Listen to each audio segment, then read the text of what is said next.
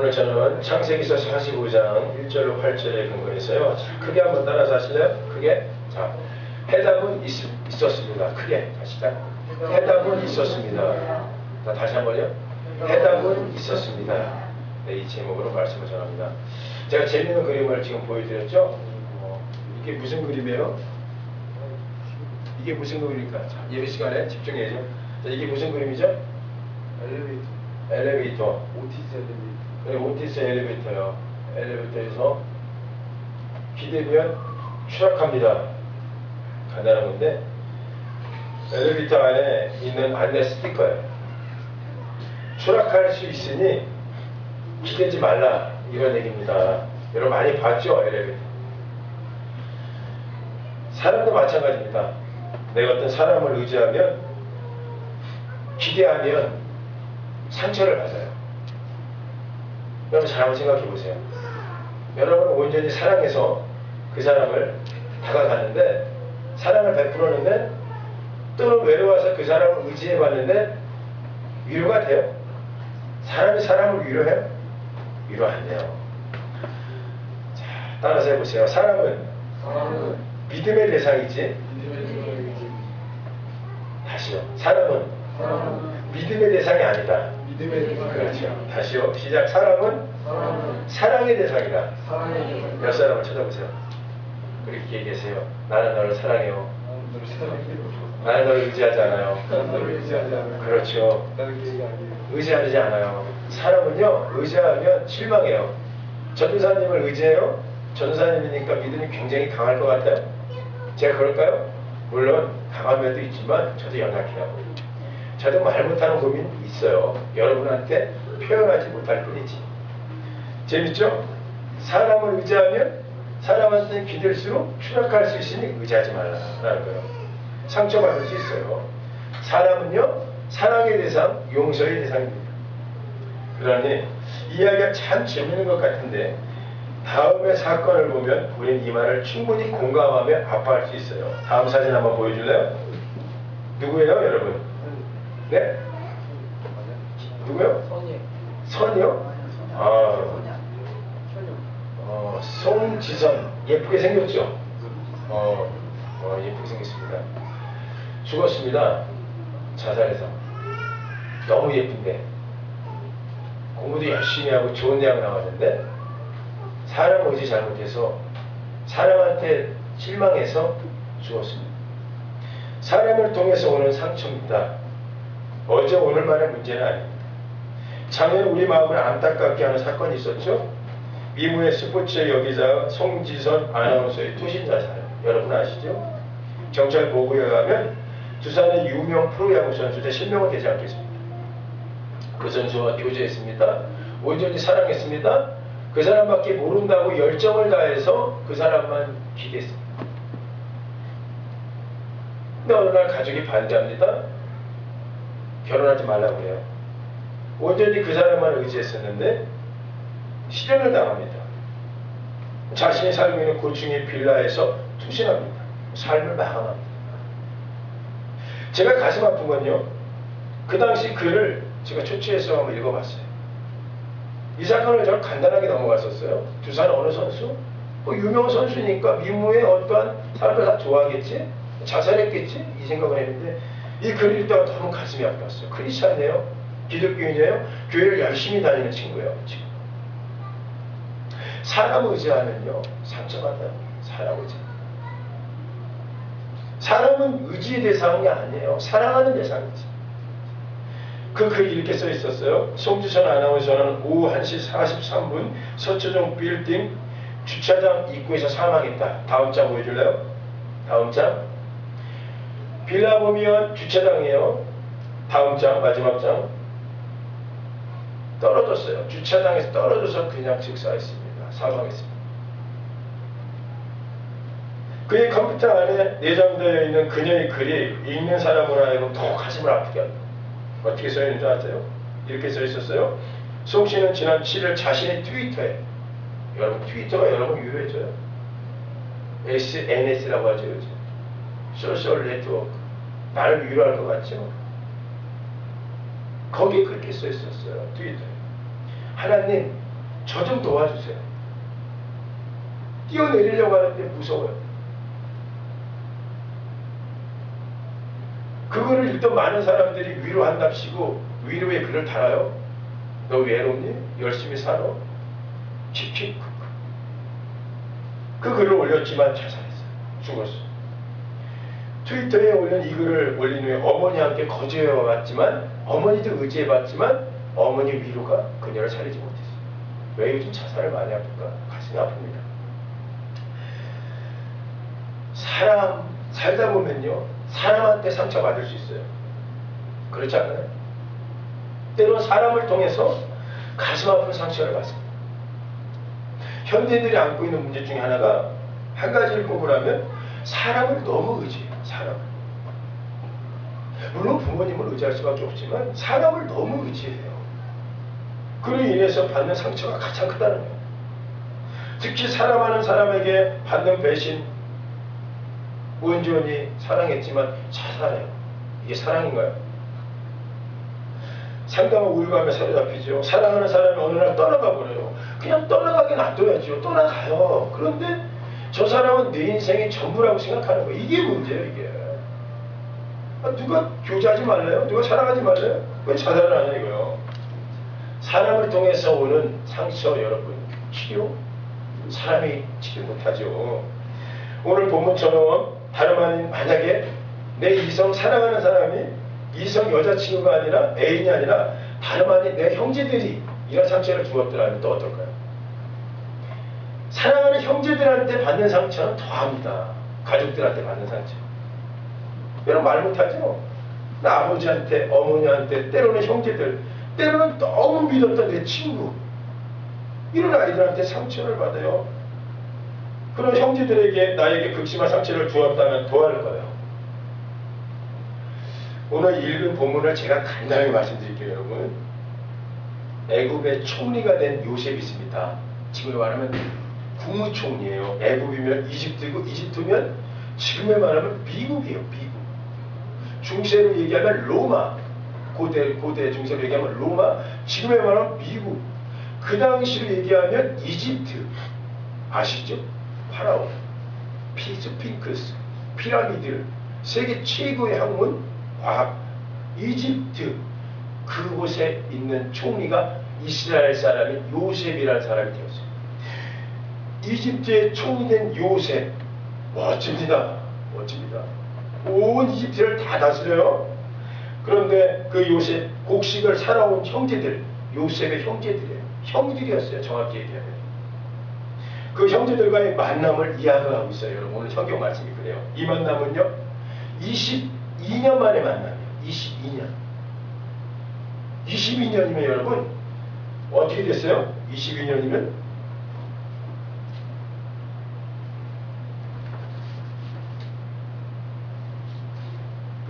개척편이 이렇게 재밌는 거예요. 이렇게 신앙으로 네. 원래 크게 가면 방송에서 해주는데 어쩔 수 없는 거야. 자 보세요. 제가 어디까지 얘기했죠? 22년. 정확해요. 22년 만에 만남이었어. 22년 만에. 22년 전에 어떤 일이 있었어요? 여러분 알다시피 사랑하는 형들이 요셉을 비방하고 시기해서 요셉을 노예로 팔아버렸어요. 어느 날이었어요? 요셉이 형! 하고 뛰어와갖고 형들 앞에서 자랑을 해요. 내가 꿈을 꿨는데 하나님이 내 꿈을 보니까 나를 굉장히 멋진 인물로 만들 것 같아요. 형들이 시기 질투해요. 상처가 시작돼요. 오히려 축복해야 될 형들이 속에서 아픈 마음, 악한 마음이 들어서 형들을 만나 그런 사람이 있잖아요. 여러분 그렇지 않을 텐데 시기 질투해요. 그래서 요셉을 이집트에 팔아버려요. 그래갖고 노예로 끌려갑니다.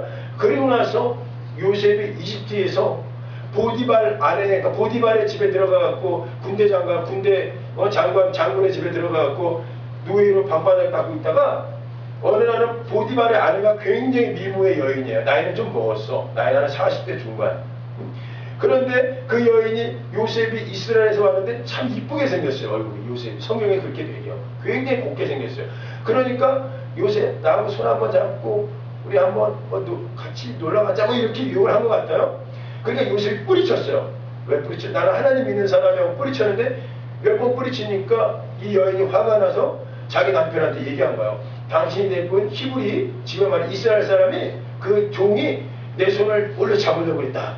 그러니까 장군이 화가 나서 요셉이 변명을 듣죠. 변명이 아니라 진상을 듣지도 못하고 변론을 듣지도 못하고 너 그랬어? 하더니 그냥 감옥에 쳐놨어. 얼마나 억울했을까요, 인생이. 감옥에서 추위에 덜덜 떨고 있는데 형들이 생각이 났겠죠. 자기 팔아먹은 형들. 같이 자랐는데 어느 날 자기를 시기 질투해서 팔아먹었어요. 요 배경을 갖고 있는데 몇 년이 흘렀냐? 22년이 흘렀어요. 22년 만에 한이 풀어지고 있는 거야, 이 장면이. 보세요. 요셉이 이렇게 얘기해요. 형들한테. 형들은 요셉을 못 알아봐요, 지금. 왜냐면 22년이면 여러분, 수염도 많이 나고 골격이 변했어요. 여러분 지금 이렇게 보니까 나하고 많이 얼굴 보죠? 저하고 제 친동생하고 한 10살 때 같이 지내다가 22년 흘러갖고 40 넘어서 딱 만났으면 나를 알아볼까요? 못 알아봐요. 못 알아봐요. 못 알아봐요. 지금 입학국이에요, 지금. 요셉은 총리가 됐어요. 그런데 이들이 지금 이스라엘에서 감옥에 있어갖고 왔어요. 와갖고 이집트에 쌀을 사갖고 오는 거야. 쌀 좀 주세요 하고 왔는데 요셉이 딱 보니까 자기 형들이야. 가슴이 막 뛰어요. 22년 만에 보는 형들이에요. 여러분 같으면 어떻게 했겠어요? 다 감옥에 쳐넣어. 그러지 않았을까요? 봐봐, 나 이런 사람 됐어. 형들 그럴 수 있어요? 뭐 이렇게 하지 않았을까요? 속에 한이 막 일어나지 않았을까? 한이. 그런데 22년 전에 요셉을 죽이려 했던 형제들은 엄청나게 놀랐을 거예요. 또 그 장면을 보면서. 그런데요, 요셉이 뭐라고 얘기했는지 아세요? 당신들 앞서 하나님이 이곳에 나를 먼저 보냈습니다. 라고 얘기하는 거예요. 나중에 제가 풀어드릴게요. 그동안의 요셉의 삶의 해답이 이거예요. 그동안 한번 보면요. 그동안은 막연하게 요셉은 살아왔어요. 요셉은요, 울기도 많이 울어요. 성경 보면. 그런데 왜 그리 울어야 했는지 알 수 없었습니다. 그냥 그렇게 힘든 줄 알았어요. 요셉은. 왜냐하면 남자는 사랑을 받다가 형제들에게 팔려 보디발의 집에서 종살이를 8년을 하다가 노예로 살아가는 그에게 13년에 어쩌면 그런 말씀들, 이건요 말씀이 말씀되지 못한 거예요. 하나님이 나를 축복해 준다고 했어요. 나를 큰 인물을 만들어 준다고 했는데 실상은 노예예요. 감옥이에요. 말씀이 말씀되지 못했어요. 사람 좀 의지해 보려고 했는데 그 의지마저 끊어져요. 어느 날은요, 감옥에 있는데 사람이 들어왔어요. 술 만드는 장관, 떡 만드는 장관이 들어와요. 기회였어요, 기회. 요셉은. 아니, 당신들 어떻게 들어왔어요? 너는 누구냐? 난 히브리에서 팔려온 종인데요. 그런데 어떻게 들으셨어요? 나는 애국 바로왕의 술을 맡은 자야, 떡을 맡은 자야. 그런 얘기합니다. 꿈까지 풀어줬어요. 저 좀 살려주세요. 제 억울한 것 좀 풀어주세요. 이들이 나갔어요. 근데 소식이 없어요. 사람 의지도 안 되는 거예요. 사람 의지. 여러 가지 꽉 막혀있는 상태. 요셉이 붙들었던 건 여러분 꿈을 붙들었다고 많은 사람들이 얘기해요. 요셉이 어떤 사람이지? 꿈이잖아요. 아니에요. 저 그렇게 보지 않아요. 말씀을요 읽으면 읽을수록 요셉이 꿈을 붙들었다는 게 어디 나와요? 이거 우리 쉽게 설교하기 위해서 요셉은 꿈의 사람이다. 너희가 꿈이 있어? 비전이 있어? 요셉처럼 끝까지 견뎌봐. 이런 설교를 해요. 저도 많이 들어봤어요. 근데 이 본문을 묵상할수록 그런 설교가 아니에요. 이거는. 요셉이 꿈을 붙들었다고 나와요. 성경에. 어디가 꿈을 붙들었다고 나와요. 요셉은. 어렸을 때 꿈 한번 잘못 꿨다가요. 패가 망신한 사람이 요셉이에요. 요셉. 그 꿈꾼 거 잘못 얘기했다가 팔려갖고 이집트에서 온갖 고생한 게 요셉이라고요. 꿈은요 요셉을 새롭게 만들지 못했어요. 오히려 하나님 내 그 꿈 때문에 망할 것 같아요. 하나님 그거 왜 나한테 보여줘갖고 왜 그 비전 보여줘갖고 나 하나님 나 쓸 줄 알고 걸어갔는데 이게 뭐예요? 우리 이런 고백할 때 있어요. 요셉은요 꿈을 붙든 게 아니더라고요. 요셉은 꿈이 날 성장시킬 것 같다? 전혀 그렇지 않아요. 요셉 마음에 이런 마음이 있었을 거예요. 언젠가 꿈은 꾸었는데 그 꿈 때문에 흥분도 하고 하나님을 기대도 해봤는데 왜 형제들은 나를 죽이러 가는 것일까? 그의 인생에 있어서 관계는 한없이 꼬여만 갑니다. 정말 하나님이 나를 사랑한다면, 하나님이 나를 들어 쓰신다면 왜 내 환경은 이렇지? 하나님이 나를 들어쓴다고 했는데 왜 나는 잡혀지는 게 없지? 이게 우리 신앙 아니에요? 믿으면 믿을수록 그렇더라고요. 뭔가 쫙쫙 열려야 되는데 꼬여만 가는 인생, 팔려만 가는 인생. 그런데요, 요셉은 이제야 알았어요. 왜 아파해야 했는지, 왜 자기가 노예로 팔려왔는지 이제야 그는 알았습니다. 이것이 인생이에요, 여러분. 하나님 믿는다고요? 하나님이 즉각즉각 해답 주실 것 같아? 하나님은 하나님께 기도한다고 하나님이 그래 너 기도했지? 내가 다음날 역사해 줄게. 너 기도했지? 내가 지금 도와줄게. 하나님이 그럴 것 같아요. 믿으면 믿을수록 정말 하나님은 알 수 없는 분이더라고요. 제가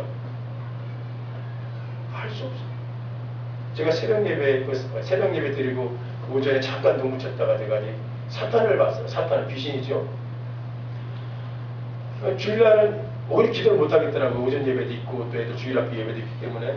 그래서 주일날은 막 1시간 남짓 기도하고 잠깐 잠이 들었는데 사탄이 이렇게 나오더니 저한테 이런 얘기를 해요. 귀신이. 우리 실상을 보여줘요. 교회를 이렇게 보여주더니 하나님이가 제가 오전 아침에 식사하고 저한테 얘기했어요. 저한테 이런 얘기 하네요. 귀신이 사탄이래요. 싹 보여주셔서 그러더니 포기해라. 여러분 포기해. 나한테 그러는 거예요. 그래서 두 번째 다 포기해. 너 포기해. 이러는 거예요. 사탄이 보여준 건요, 예수님을 건덕에 올라가갖고 멋진 도시를 보여주면서 나한테 절을 해. 그래서 제가 흔들렸을 수도 있어요. 그렇게 멋있는 거 교회를 보여주면서 큰 교회를 보여주면서 나중에 이렇게 쓸 테니까 너 하나님이 아니라 나한테 절을 해봐. 이랬으면 저도 흔들릴 수도 있었을 거예요. 왜냐하면 하나님을 믿었지만 하나님 음성 듣고 왔지만 하나님 음성 듣고 10년 이상을 공부해왔고 10년 이상을 기도해왔고 15년 20년 해왔지만 보이는 게 잡히는 게 없는 것 같은데 마치 사탄 옆에서 포기하라 라고 얘기하는데 좋은 거 보여주면서 나한테 우상을 나한테 섬겨봐 라고 했으면 저도 흔들릴 수도 있겠지만 실상 다 보여주는 거야. 부엌을 보여주더라고. 부엌을. 우리 식당을. 아니 놀랐어요. 나 보여주고 성경 보여 부엌을 이렇게 보여주고 부엌이 꽝꽝 얼어있어요. 지금도 그걸 이렇게 보여주면서 옆에서 포기해라. 너 포기해. 딱 이게 두 마디 들리는데 제가 그랬어요. 기가 차갖고 예수 이름을 물어라 그러지도 않았어요. 너무 기가 차니까 이랬죠. 예수님이 포기하지 않았는데 내가 어떻게 포기해? 아멘? 나 그 얘기했어요. 예수님이 포기하지 않는데 내가 어떻게 포기해? 한마디 했어요. 꿈이 깼어요. 꿈이 같진 않아요. 그리고 정신이 벌쩍 들었던 거예요. 하나님이 내 인생을 포기하지 않고 여러분을 포기하지 않으면 지금 잡히는 게 없어도 걸어가야 되는 거 아니에요? 지금 잡히는 게 없고 만져지는 게 없어도 걸어야 하는 거 아니에요? 우리 내일 인생을 알 수 없어요, 여러분. 절대로 내일 인생을 알 수 없어요. 어디 성경에 하나님이 기도하는 대로 해답 줬어요? 어느 성경이 그렇게 나와요? 기도하는 족족히 하나님이 현현해하고 나 있다. 하나님 그러지 않아요. 집사님이 목사님에게 전화를 했대요. 이렇게 얘기했다는 거예요. 목사님 저 이번 주에 인천 좀 갔다 올게요. 그러니 뭐 교회에 가지 못해요. 제일 가슴 아픈 게요. 목사님 사역을 하다 보면 성도가 뭐 많은 교회든 작은 교회든 정말 어쨌든 성도가 주일 예배를 범하고 어쨌든 다른 데 가갖고 예배를 드리든 아마 어쨌든 주일날 얼굴 못 보는 게 가슴 제일 아파요. 그런데 이분이 그랬다는 거예요. 이분이 다 300명 안팎 이렇게 모이는 교회였던 거예요. 지금은 몇천 명 모이는 교회인데 그러니까 뭐 이런 걸 허락받고 말하나 이분 역시 늘 주일날 밥 먹듯이 뭐 이렇게 뭐 빠져버리고 이랬대요. 왜냐면 고향이 순천이래요. 그래서 순천의 고향을 거의 2주에 한 번씩 간대요. 그래서 예배를 거의 빼먹던 습관이 있었어. 왜 이런 얘기를 나한테 하지? 뭐 이랬다는 거예요. 그랬더니 왜 가는데? 이렇게 물어봤대요. 그랬더니 이분이 하니까 은사받은 목사님이 계시는데요. 인천 쪽에 제가 사업을 해야 되는데 그분한테 여쭤보면 그분이 알려줄 것 같아요. 알려준대요. 거기 갔다 올게요. 그러니까 오늘 내일 예배 못 나와요. 이러고 전화 왔더래요. 이 목사님 속이 갑자기 막 꼬이기 시작합니다. 그러더니 목사님 갔다 올까요? 말까요? 이렇게 또 얘기하더래요. 여러분 같으면 어떻게 얘기하겠어요? 여러분이 만약에 교장이라면 갔다 오라고 해야 돼요? 대답하면 갔다 오라고 해야 돼요? 갔다 오라고 해야 돼요? 선생님은? 그래요. 그렇지, 잘 상하죠. 근데 갔다 오라고 해야 되나? 가지 가지 말아야 되나 고민하다가 이분은요 갔다 오지 말아 그래도 갈 사람이에요. 그래서 너 갔다 와 이랬대요. 아이 목사님 그래요 고마워요 허락해 주셔서 감사해요 그러더래요. 그리고 전화를 끊더래요. 전화기 끊는데 목사님 전화 끊고 나서 너무 가슴이 아파갖고 전화기를 자기도 모르게 그런 성격이 아니었는데 바닥에 쳤대요. 끙끙 무릎 꿇고 울었다는 거예요. 하나님 아버지 나도 알려줘요. 나도 왜 인천만 알려줘요. 나도 목사인데 나도 알려줘요. 왜 인천만 알려줘요. 나도 그런 은사 줘요. 막 울었대요. 강대상 지고 2시간을 기도하면서 막 원통하고 울고 있는데 응답이 오더래요. 하나님 음성이 없어요.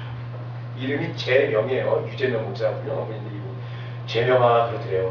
그러더니 인천도 내가 알려준 게 아니다 그러더래요. 지들끼리 그런 거다. 그 생생 그래서 아버지 맞죠? 그렇죠? 아버지 그런 거 안 알려주죠?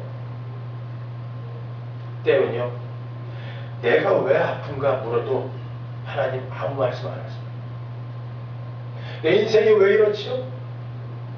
내가 왜 힘들어해야죠? 하나님 얘기 좀 해주세요. 누군가한테 물어보고 싶고 뭔가 할 때 하나님 누군가라도 대답해줬으면 좋겠고 그런데 하나님 어쩔 때 아무 말씀 없으세요. 왜냐면요 남다른 시련의 골짜기가 여러분한테 다 있어서 우리가 그 길을 걸어가야 되기 때문에 하나님이요 곧바로 답을 주셨으면 좋겠는데 그렇지 않더라. 안산 빛나교회 유재명 목사님 다시 한번 말씀드리면 이분이 개척 쪽에 300명 교회가 성장하고 있을 때였어요. 이때 시아호 안산 쪽에 시아호에 남자 집사님들이 놀러갔대요. 10명이 교회 본부 2대를 가지고 잘 놀고 오겠다고 떠났던 10명의 남자 집사님들 그날 그 현장에서 시아호 바닷속에서 배가 뒤집혀서 전부 사망. 잠깐 놀다 올게요 라고 10명의 집사님들이 갔는데 배가 뒤집어져 갖고 10명이 그냥 거기서 사망. 신문방송에 3일 나왔습니다. 거의 1년 이상 목사님 불면증으로 잠을 자지 못했대요. 가슴이 아파서. 예배 때마다 아내된 집사님들, 아내된 여자 과부된 집사님들이 설교를 하면 3년 동안 그분들 얼굴 쳐다볼 수 없었고 그분들 쳐다보면 늘 우울해갖고 눈물 흘려가면서 훌쩍이면서 말씀을 들으면서도 울고 기도하면서도 울고 목사님 우리 남편 왜 죽었어요? 왜 나만 두고 간 거예요? 왜 하나님이 우리 남편 데리고 갔죠? 왜 이런 일이 있어야 돼? 뭐 우니까 쳐다볼 수가 없는 거야 3년 동안. 어느 날 그 집사님들이 3년 만에 말씀의 훈련을 받더니 이런 고백을 하더래요. 목사님 이제 더 이상 왜냐고 묻지 않겠어요 하나님께. 이제 하나님이 해답을 주실 때까지 묻지 않을래요. 할렐루야. 왜냐고 묻지 않겠다는 거예요. 분명히 하나님께서 해답을 주실 거라는 거예요. 내가 왜 그런지 내 환경이 왜 그런지. 사랑하는 여러분 요셉의 13년 참으로 고통스러운 13년이었어요. 여러분 상상이 되세요? 때로는 왜냐고 묻고 싶은 거예요. 그 해답을 찾아보려고도 했지만 왜 우리 형들이 나를 팔아버렸을까? 왜 우리 아버지가 나를 고아처럼 져버렸을까? 왜 나는 이런 인생을 살까? 하나님이 나를 왜 이렇게 만들었을까? 요셉은 지금 그 해답을 구하고 싶었지만 그 해답을 얘기하지 않았어요. 왜냐하면 그 해답을 알고 사람의 이야기가 아니라 사람의 사건으로 말하는 게 아니라 하나님을 이야기하고 보이지 않았던 하나님의 역사를 입으로 말하고 싶었던 거예요. 그 형들을 보면서 지금 요셉은 오늘 장면에 그 형들을 보면서 형들을 보는 게 아니었어요. 이제 알았던 거예요. 이제 하나님이 왜 그러셨는지 처절하게 경험한 그 하나님을 지금 입으로 쏟아내고 있는 거예요. 지금 입으로. 욥도 이렇게 얘기했어요. 내가 전에는 귀로만 하나님을 들어왔는데 이제 눈으로 그 하나님을 봅니다. 그 처절한 과정이 있었어요. 욥도. 요셉도 그래요. 이해할 수 없는 과정. 왜 힘들어야 하는지, 왜 잡히지 않는지, 왜 나는 이렇게 힘든지. 그러나 하나님을 눈으로 보는 자가 되었습니다. 사랑하는 여러분, 어느 날부터인가 요셉은 언젠가 해답을 하나님이 주실 때까지 입을 닫아버렸어요. 성경이 그렇게 나와요. 그렇게 말하기 좋아했던 요셉이에요. 이게 지금 45장이죠. 43장, 44장 이후부터는 요셉이 어떤 사람이에요? 그 전에는 말하기가 좋아요. 보세요. 어렸을 때요. 어렸을 때 하나님 주신 꿈을 갖고 조용히 해야 되는데 형! 뛰어와! 말하기 좋아하는 사람. 그 한 번 더, 또 두 번째 꿈을 꿔. 형! 뛰어와! 나 이런 사람이야. 형! 하나님이 나만 사랑하나 봐. 이런 사람이야. 그런 요셉이었어요. 말하기 좋아하는 요셉. 그런데 요셉은요, 풀려나간 이후부터는 언젠간 해답을 알기까지 입을 닫아버렸어요. 얘기를 하지 않아요. 구절구절을 봅니다. 감옥 안에서도 이렇게 얘기할 때가 있었을 거야. 야, 너 어쩌다가 감옥살이 하냐? 너 보니까 히브리 사람 같은데? 이스라엘 사람 같은데? 요셉은요, 말하지 않았어요. 입을 닫아버렸어요. 꿈을 묻은 게 아니에요. 설명되지 않은 이 상황을 설명을 굳이 하려고 해도 이해가 안 돼요. 이해가 안 돼요. 오늘 새벽마다 나오시는 그 집사님 부부가 있어요. 권사님 부부죠. 열심히 기도하셔가지고 남편하고 이분들하고 이렇게 이야기를 하면서 제가 느낀 게 뭐냐면, 하나님은 설명하는 게 아니라, 따라서 하세요. 하나님은 내가 설명하는 게 아니라 하나님이 내 인생을 통하여 드러나신 거다. 이런 얘기. 내가 하나님을 설명하는 게 아니라 하나님이 내 인생을 통해서 드러나 주시는 거예요. 왜 그랬는지. 이런 얘기합니다. 언젠가는 하나님께서 나를 위로해 주시겠지. 사람이 위로하는 게 아니었어요. 하나님이. 제가 어렸을 때요, 참 과자를 좋아했어요. 과자 아세요 여러분? 과자. 20년 전 이야기를 드릴게요. 아니 20년이 뭡니까? 30년 전 이야기를. 어느 날 아버님께서 과자 3봉지를 이렇게 사갖고 들어오십니다. 저는요, 그러면 동생들이 한 봉다리씩 똑같은 걸 갖고 있어요. 그러면 제가 그 장남이고 크니까 얼른 이 큰 입으로 확 뜯어갖고 과자를 먹는 게 아니라 입에 부어요. 안 먹어요. 빨리 헤쳐버립니다. 다 이유가 있었어요. 빨리 먹어야 돼요. 그리고 악어의 그 눈빛으로, 눈 쭉 찢어진 눈으로 동생들 과자를 보기 시작합니다. 동생들 과자를. 그때 동생들은 과자를 몇 개 못 먹고 있어요. 그 순간 이렇게 보면서 어떻게 하면 빼앗아 먹을까 고심 끝에 행동했던 행동이 있는데, 그건 뭐냐면 동생들 과자 먹고 있는 데가 갖고 침을 촥촥 뱉어버리는 거야. 이쪽에서 촥, 저쪽에 촥 뱉으면 애들이 먹다 들어! 오빠, 형! 막 울어버립니다. 들어서 못 먹다 던져버려요. 그러면 그걸 갖고 이제 내가 먹어요. 더 이상 못 먹다고 포기하면 내가 다 주워서 먹습니다. 어차피 내 침인데 어때? 그런데요, 아이스크림 먹을 때는 다른 방법을 사용합니다. 때로 동생들하고 아이스크림 먹다가 제 거는 개로 감치듯이 입이 크니까 확 다 먹어버려요. 그리고 동생한테 다구다닥 해친다는 다음에 저 나쁜 마음을 불고 동생에게 얘기합니다. 야, 동생아, 우리 가위바위보에서 이긴 사람이 먹는 게임을 할래? 그러면 동생은 게임한다는 소리에 평상시 놀아주지도 않았던 형인데 갑자기 게임한다고 하니까 게임? 알았어 형. 그리고 이제 게임을 한다고 하니까 좋아합니다. 형인 제가 가위바위보를 해서 계획적으로 한두 판을 일부러 져줍니다. 그러면 동생은 자기 거 먹으면서 즐거워합니다. 자기 거 자기가 먹으면서 즐거워하는 건 처음 보죠. 이윽고 저는 막판에 탁 이겨갖고 이 큰 입으로 나머지 아이스크림을 통째로 한 입에 꿀꺽 삼켜버립니다. 그러면 그때서야 사태의 심각성을 알았더니 동생이 목 놓아 울어버립니다. 목 놓아 자그러집니다. 이 한동안이 아니었어요. 막 울어요. 막 울어요. 질문 하나 할까요? 내 동생이 울 때 형놈 들으라고 울어요? 아니면 방에 있는 아빠 들으라고 울어요? 아빠. 동생은 몇 년 안 살아봤지만 터득한 사실이 있어요.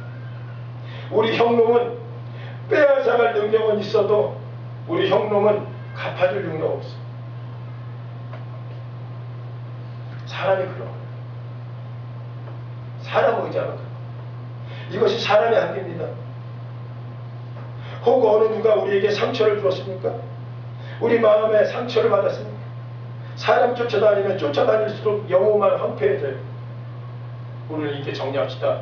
누군가 나를 억울하게 했어도 크기에 따라서 이제 보상은 하나님께 받으리라. 하나님께 받으리라.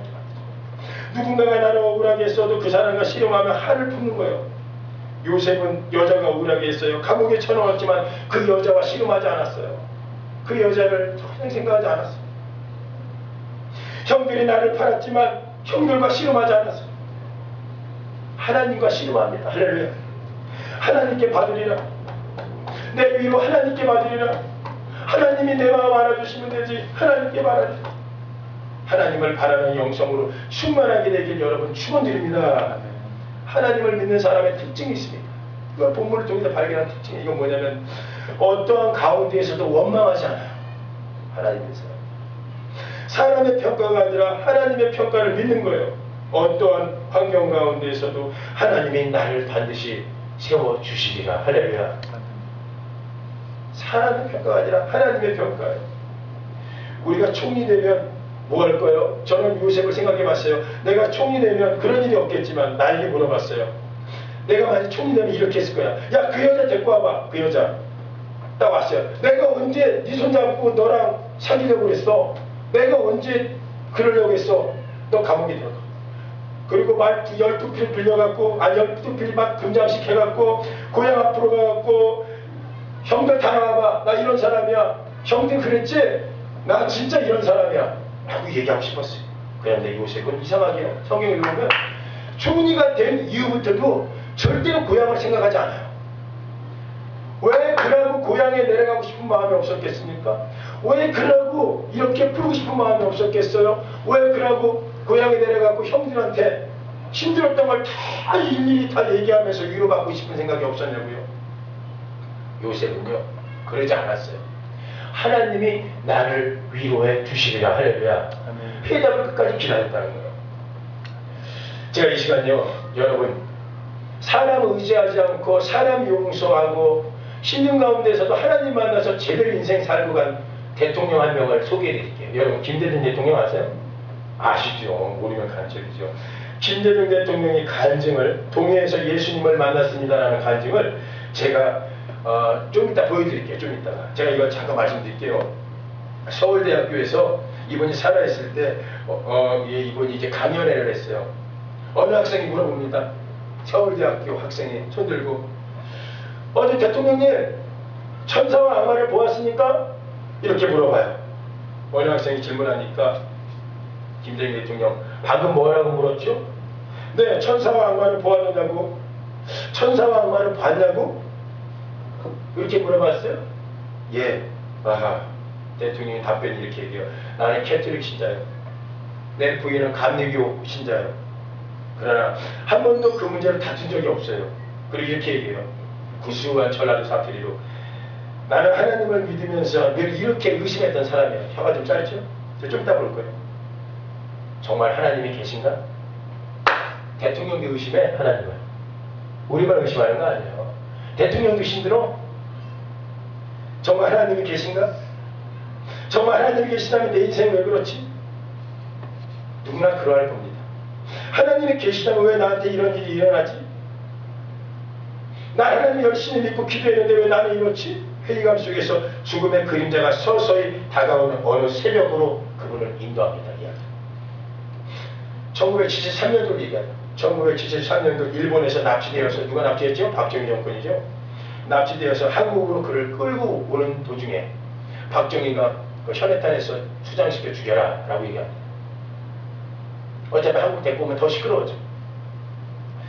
현해탄에서 죽여라라고 끌고 올 때 김대중 대통령 배에서 중앙정보국 공작원 배에 실려서 올 때 입에는 장화를 물고 다리는 묶이고 눈은 안대로 찧어서 끌려가면서 죽음의 공포를 처음 느꼈는데 무서워서 매일 기도를 했대요. 밑에 깔려있어.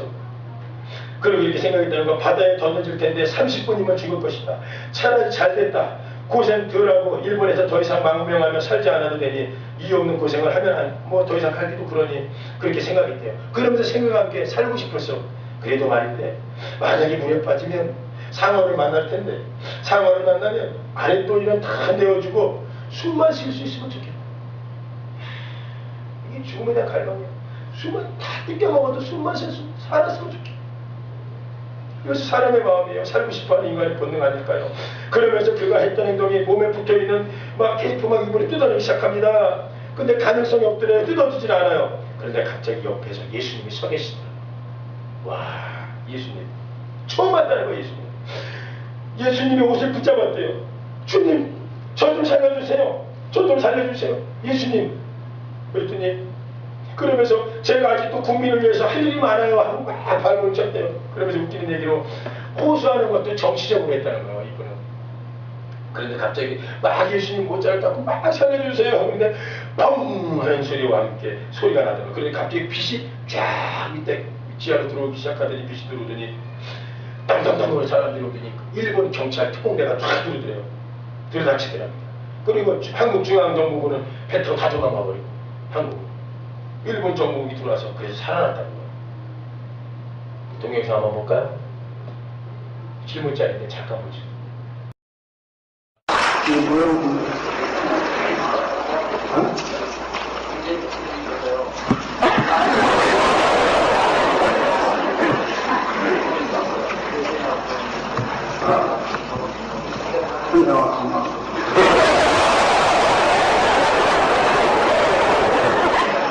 그런데 내가 볼 때 이 원장님께서 차에 오시면서 학생들하고 대한 것 같아요.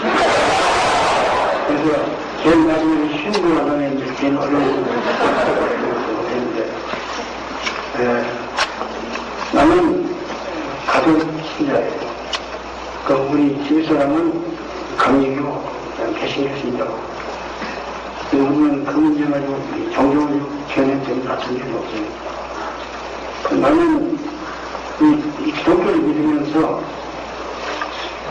항상 그 하나님이 정말로 계신가 이것을 대체로 의심했어요. 그런 믿은 사람 중에 그런 사람 많을 거예요.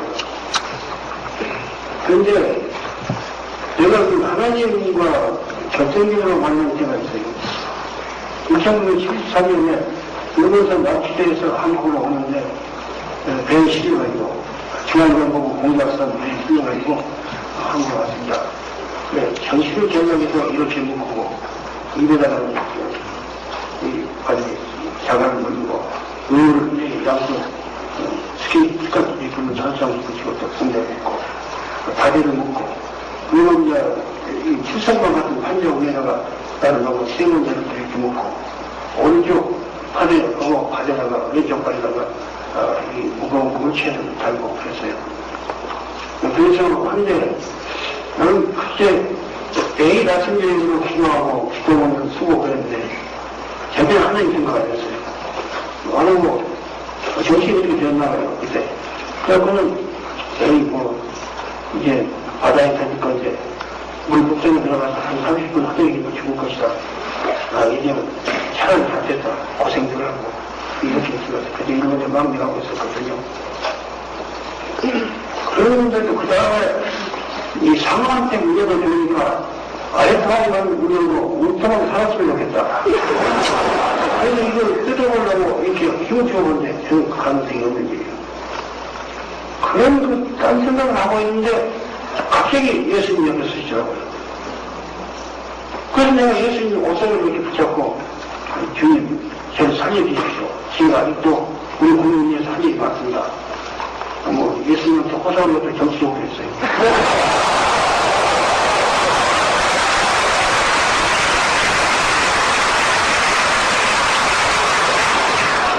근데 그때 평소를 하요. 평소를 하고 우리 빛이 막 지나가거든요.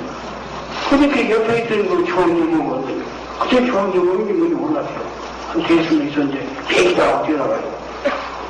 그러니까 한참 있으니까 한 30분 있었는가 배는 막 잠여가고 근데 재무사가 필수적이 대한도사 앞에서 김대희 선생이 아니니까 그렇다고 거기 그리고 말을 못하니까 그러니까 그래서 이게 사국 같습니다. 그러니 와서 주스도 비매되고 담배도 물려는 거예요. 그때 담배 피웠습니다. 담배는 83년부터 끝났어요. 이런 곳에 필명이 있으면 개가 끊으세요.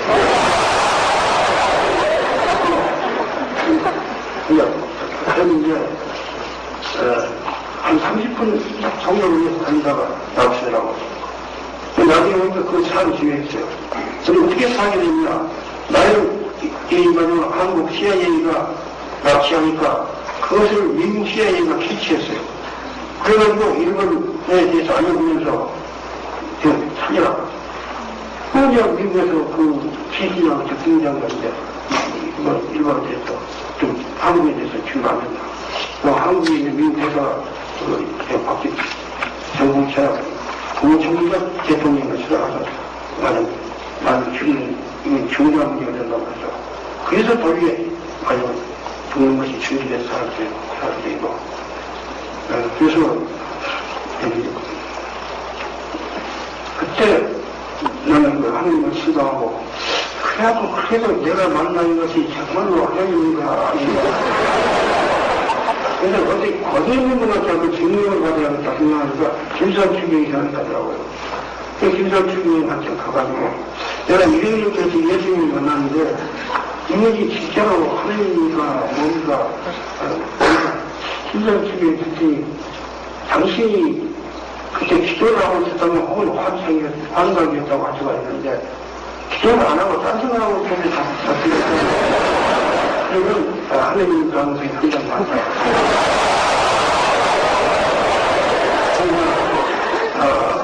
그것은 하나님이 아니냐는 것은 당신 믿음에 있지.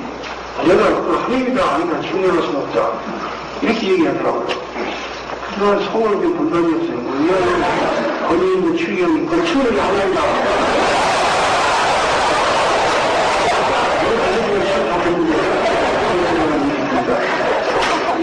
저는 지금 하나님을 굳게 믿고 그리고 내가 또 살아가는 모습을 보면 생각을 안 하면서도 마음속에 악한 일들이 많이 생각을 했어요. 또 남한테 참 못한 일을 한 것들이 있는 것 같아요. 그리고 이 과정은 여러 가지 남한테 많이 부끄러운 그런 일도 있는 것 같고 그냥 사람들이 다 보냈다고 생각해요. 그래서 그런 점에 있어서 하나님 앞에 고백하고 용서를 구함으로써 우리는 마음의 안정을 얻을 수 있고 또 우리가 죽더라도 완전 하나님 계시는 걸 믿고 죽으면 훨씬 더 편안하게 마음을 안정시키면서 이 세상을 뜰 수 있다고 생각해요. 나는 여기서 정도 무슨 선녀라고 하지 않았으니까 거기에 대해서 더 기만을 하고 싶지 않지만 확실히 그렇게 하나님 계시다고 믿고 있습니다. 그리고 그 악의 만약 저번 일이냐 어떤 일이냐 그런데 그거는 미안하지만 내 사생활 문제고 그래서 꼭 알고 싶으면 부모는 저희가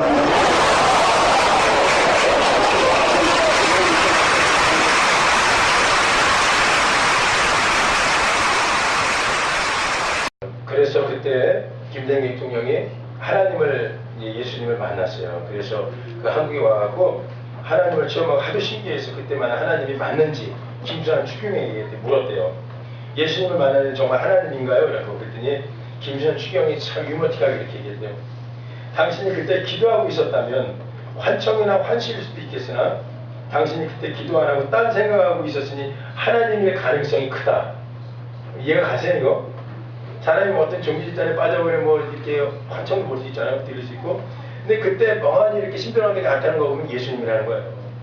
그런데 놀라운 건 어쨌든 그 하나님을 굳게 믿고 또 그 마음속에 서로 이해하고 사랑하는 것을 배웠다고 얘기합니다.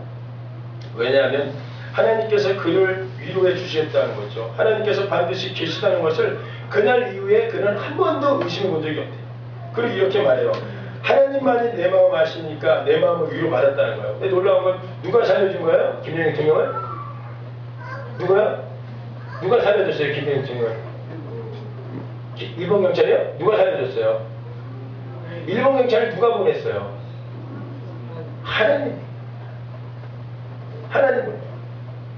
김대중 대통령은요, 그의 책 새로운 시작을 위해서라는 107페이지에 이렇게 이야기하고 있어요. 나에게 가해진 남의 박해는, 남으로부터 오는 상처는 원한으로 풀지 못합니다.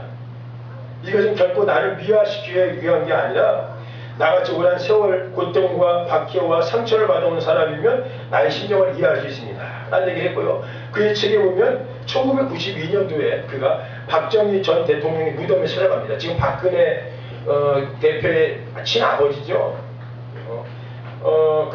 박정희 대통령을 찾아가요. 그 무덤에. 그래서 이거 신경을 이렇게 얘기합니다. 나는 미루어둔 숙제를 푼 것 같은 홀가분함을 느꼈습니다. 나를 가두고 나를 사형 선고하고 나를 죽이기까지 하려고 했던 그 80년대 박정희 그 정권은 신군부 그 세력들은 진상을 밝히세요. 이거 잘 들으세요. 그리고 회개할 것을 촉구할 뿐 그밖에 어떤 보복도 요구하지 않습니다. 나쁜 정치는 용서할 수 없으나 그 나쁜 정치를 한 사람은 용서할 수 있습니다. 할렐루야.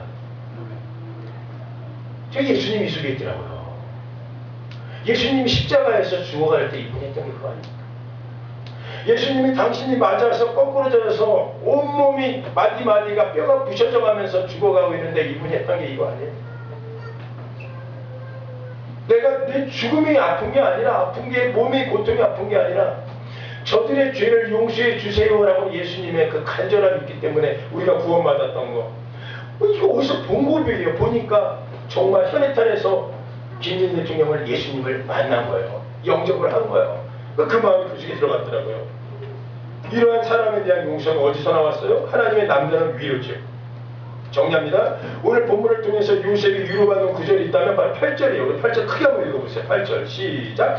나를 이리로 보낸 이는 당신들이 아니요 하나님이시라. 하나님이 나를 바류에게 아버지로 삼으시고 그 온 집에 주로 삼으심에 애굽 온 땅의 통치자로 삼으셨나이다.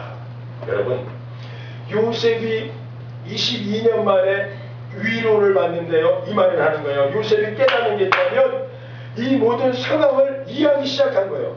아, 하나님께서 나를 이렇게 이끌고 계셨구나. 하나님께서 내 마음을 다 알고 계셨구나. 하나님께서 내 기도를 외면하지 않으시고 계셨구나. 사랑하는 여러분, 때론 우리가 주의 일을 한다고 하면서 때론 주의 일을 돕는다고 하면서 내가 왜 힘든가? 좀 더 젠틀하게, 좀 더 품위 있게, 좀 더 큰 교회 청년, 좀 더 큰 교회 고등부 같더라면 더 좋았을 것을, 또는 저 같은 경우도 좀 더 큰 데 가서 말씀을 전했더라면 더 좋아할 것을 왜 하나님이라고 얘기할 때 하나님께서 해답은 없었어도 나중에 시간이 가면 하나님께서 왜 그래 하셨는지를 반드시 여러분들 깨달을 날이 반드시 올 겁니다. 왜 여러분을 신나는 교회 고등부를 보내줬는지, 더 많은 교회가 있고 더 큰 교회가 있고 더 훌륭하고 더 많은 큰 교회도 많은데 왜 이 교회에 와서 이렇게 고생을 해야 하는지 지금은 해답이 없어요. 지금은 하나님이 아무 말씀 안 하시는 것 같은데 나중에 시간이 가면 반드시 왜 그렇게 했는지 여러분한테 하나님이 해답을 주실 날이 반드시 올 겁니다. 아멘? 아멘. 저도 그래요. 그래서 희망을 얻었어요. 사탄아 물러가라 그러지 않았어요. 사탄이 너 포기해. 거기 송파교회 교회 세워지는 거 포기해. 너 봐 가진 게 없잖아. 잡히는 게 없잖아. 실상 봐라. 꽁꽁 얼어버린 식당에 그 하수구를 봐라. 이게 한 달 동안 얼려있지 않니? 지금 너희 교인들은 호호 손을 풀어가면서 거기서 씻지도 못하고 앉아있지 않니? 다 화장실에서 다 이렇게까지 하고 있지 않니? 그 순간에 예수님이 포기 안 하는데 내가 어떻게 포기해? 예수님이 포기하지 않았기 때문에 난 포기할 수 없어 라고 당당히 외칠 수 있었던 거는 요셉이나 나나 김대중 대통령이나 지금은 그렇지 않아도 위로하시는 그 하나님이 반드시 계시기 때문에 그렇게 한 줄 믿습니다. 아멘. 희망입니다. 하나님. 아멘. 여러분한테 희망입니다. 아멘. 보이지 않아도 끝까지 해답을 주실 때까지 걸어가는 여러분 되기를 예수님의 이름으로 축원합니다. 우리 시간 찬양